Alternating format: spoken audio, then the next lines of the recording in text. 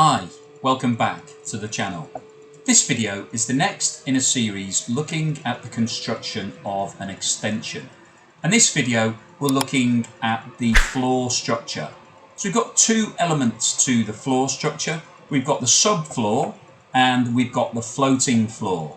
So you can see here that we're getting the timber ready to construct the floating floor, but the subfloor is basically the ground level. So that's the ground that we built on top of. Now, if you've watched the previous videos, you'll know that we had a lot of work to do on the drainage system. We had a live sewer that runs underneath this property, so we had to put a junction in to be able to rod that in the event of it being blocked in the future.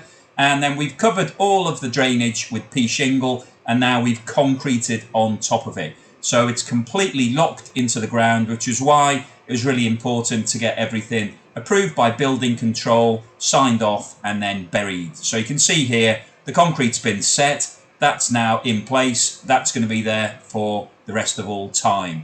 And you can see we put some damp-proof membrane round the bottom of the block structure, and that's to stop rising damp, to prevent water from rising up from the ground and coming through into the property and causing damp issues and problems in the future. So this has all been signed off by building control. This concrete's still wet, we've only just laid it, but it's setting, so we're now starting to work on the floor structure. So with all of these floor structures, the way that they operate, we will set a suspended floor. So the floor of the property that is actually used by the homeowners is suspended above the actual ground, and that's basically to stop damp penetrating through into the actual structure itself. So we'll have a physical gap between the ground level and the actual used floor. So you can see here the guys now are starting to construct the floating floor. So where they're standing is on top of the concrete we were just looking at that was wet, which is now all set.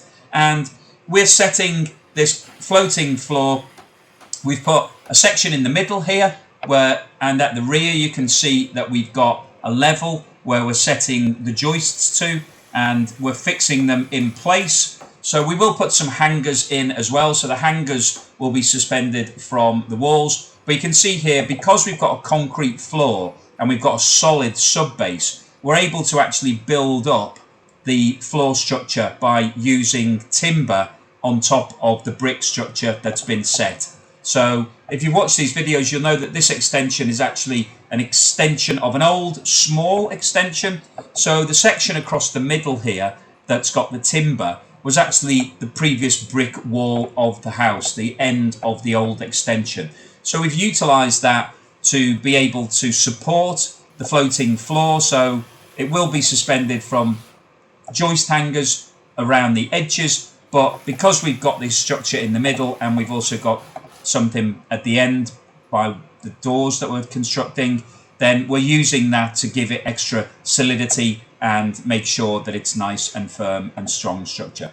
So jumping forward a little, we've now put most of the floor in place. So these bars across the section here, you can see are noggins, and they're basically set to keep the floor solid and rigid and not move and not bend. So you can see all across the back here we put the noggins in. We've set them slightly apart so that it doesn't form a line and start to judder and move together. So just adds a little bit of extra strength by putting them in intermittent positions so that they're not running straight across all together.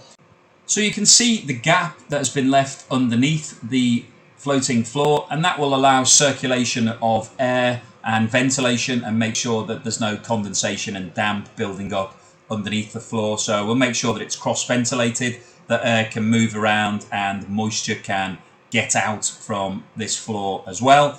And we've left the spaces in between. This is going to be filled with insulation later, so we need to be able to retain the heat that's generated within the house, so we will insulate all of this. But obviously before we do that, before we close the floor up, we have to do the first fix for the plumbing and the electrics. So you can see here we've now started doing the cabling and the pipe work. So you can see some of it is running under the floor. It needs to be tidied up a little before we close it up.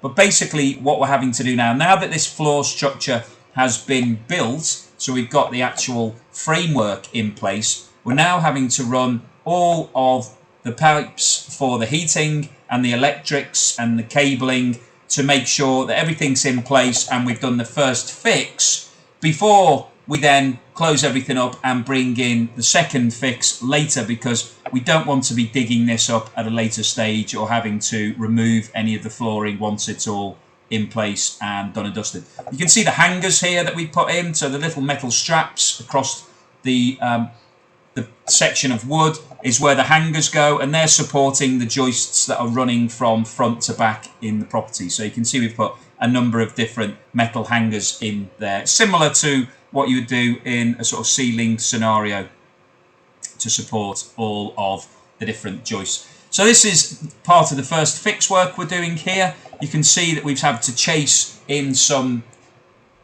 gaps for the pipe work, and then jumping forward, this is where the radiator is going to be. So we fed up through the floor to where the radiator is going to be situated. And there's another shot from the other side, which again just shows you the cabling starting to come up on the walls. You can see it starting to be pinned into place where all of the appliances and sockets are going to be used going forward. So the first fix is now pretty much done here, and the floor structure's in place. So the next stage for us from this point forward is to put the insulation in and to start closing the floor up. But we've got to continue with the job, and this is one of the challenges when you don't have any side access. We're having to go backwards and forwards. So this is actually the construction of the soakaway that's taking place in the garden, you can see here. So we're having to stop this work to then do the soakaway to bring all of the waste backwards and forwards from the soakaway. So you can see in a live job, it's a bit of a juggling act in terms of what job gets done next. But here we are now onto the insulation. So you can see that it's very similar to wall and ceiling insulation that's used in a loft conversion, if you've watched any of those videos. So this is the rigid insulation, provides really good insulative capacity. It's really strong and just retains a lot of heat from the homeowner's point of view. So we're literally just cutting this with a saw, fitting it tightly into place in between all of the different gaps in the flooring, and then we'll be closing it up later. You can see in the ceiling we're carrying on doing all of the first fix works here, and here we are a bit later on. So we put more of the insulation in, so you can see that most of the floor insulation is now in place. So we will be closing this off shortly, because this insulation is quite delicate. If you stand on it or you drop something on it, it will get damaged. So once the insulation's put down, you really need to close the floor off as quickly as possible. So jumping forward again, here we are now that the floor has started to be closed off. So we're using chipboard here because we will be tiling this later. So this is just a basic floor that will go down, and then later on there will be tiling put on. So here we are much later on in the job. You can see that the plastering has actually been done on the walls at this stage. So this is quite a bit further on. I just wanted to show you the finished floor. Now that it's all down and fixed into place and continuous, it really starts to bring the extension to life. You can see this room now for what it's going to be. Really large, impressive structure, all coming together. You can see all the first fix electrics and pipework have all disappeared and they've been plastered over now. So it's starting to look like an actual house and a room rather than a building site, which is great. But yeah, you can see the actual size of this extension now. It really starts to feel big once the flooring is in place. So hopefully that's proved useful. You've enjoyed it. If you have, please give me a thumbs up and subscribe if you haven't done so already. And I will see you on the next video.